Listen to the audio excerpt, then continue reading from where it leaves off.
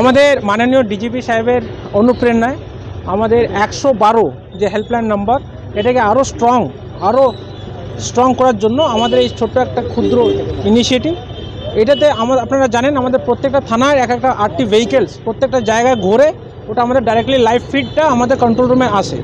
এর সঙ্গে আপনারা জানেন আমাদের ইএম বাইপাস একটা ইম্পর্ট্যান্ট জায়গা, ওখানে অনেকক্ষণ রাত্রে লাইটস থাকে না, কিছু জায়গায় দুর্ঘটনা ঘটে, পথ দুর্ঘটনা ঘটে। এটাকে আরও আমরাকে অ্যাভয়েড করার জন্য রাতে স্পেসিফিক্যালি আমাদের 3টে জায়গায় 8টি গাড়ি বেরোবে। এটা ডাইরেক্টলি আমাদের কন্ট্রোল রুমের সঙ্গে যোগাযোগ থাকবে। কন্ট্রোল রুম আমাদের 24 ঘন্টায় শিফটে চলে, ওখান থেকে আমরা ডাইরেক্টলি লাইভ মনিটরিং আমরা পেয়ে আমরা কন্ট্রোল রুমে আসবে।